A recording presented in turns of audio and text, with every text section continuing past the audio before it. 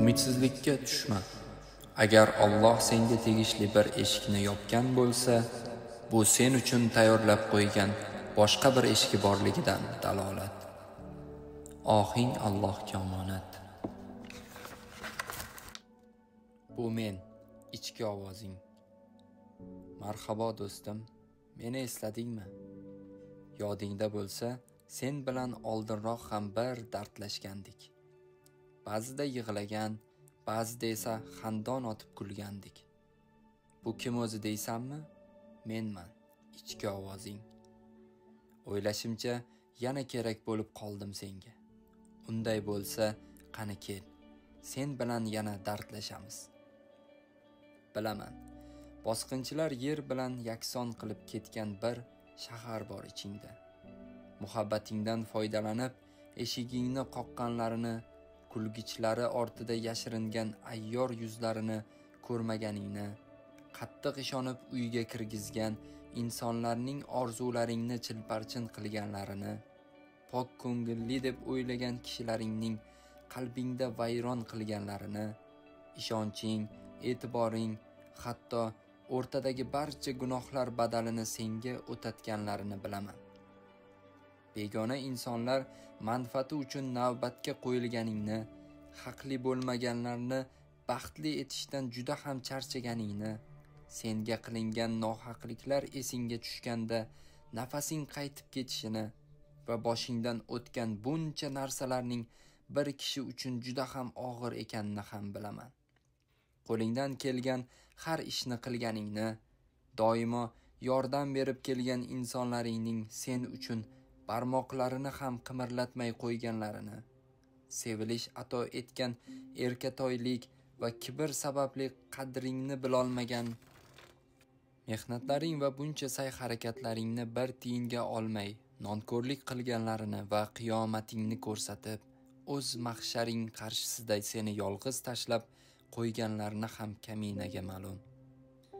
Buncha musibatlarga qaramay, ichingdagi iymoningni avaylab asraganingni, insonlardan uzoqlashib, faqatgina Robbing bilan gaplashayotganingni, hamma narsadan voz kechib, duo bilan ovunayotganingni bilaman.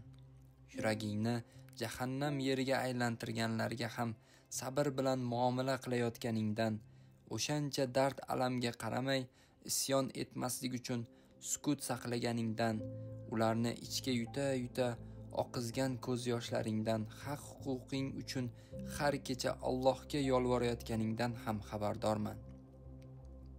Ammo shuni bilki, senga nohaqlik qilganlar bor bo'lsa, haqqingni loyig'i bilan senga topshiradiganlar ham yo'q emas.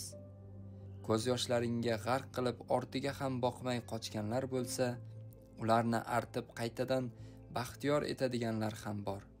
Bugun seni majburan imtihon qilgan zot ertaga ortig'i bilan buning ajrini ham beradi.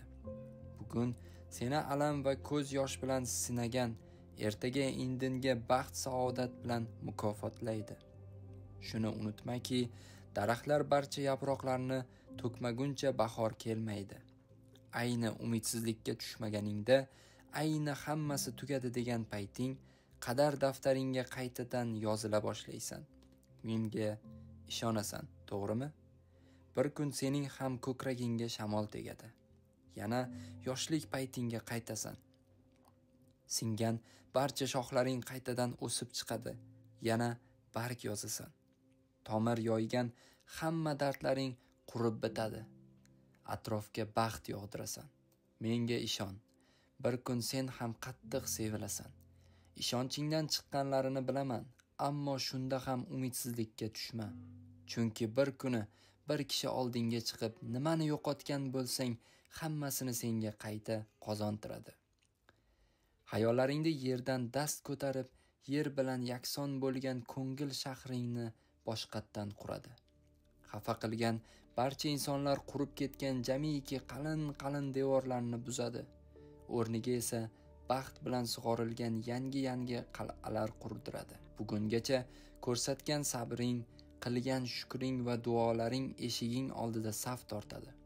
Va siz o'z dunyoyingizda hech kimdan qo'rqmagan holda ishonch bilan hayotda davom etasiz. Seni nihoyatda baxtsiz qilishganini bilaman, ammo shunda ham zinhor ko'nglingni cho'ktirma, chunki bir kuni haqiqatdan ham sevilasan. O'sha on kelganda ikkita haroratli qo'llaringdan tutadi. Kamlik qilayotganini sezganing hamma narsani butlaydi. Baxting uchun atrofingda parvona bo'ladi. Senga qattiq e'tibor beradi, sevadi, kurashadi va mahrum bo'lgan hamma narsangni qaytadan o'zingga taqdim etadi. Butun hayotini shaxsingga bag'ishlab, faqat saodating xayoli bilangina yashaydi.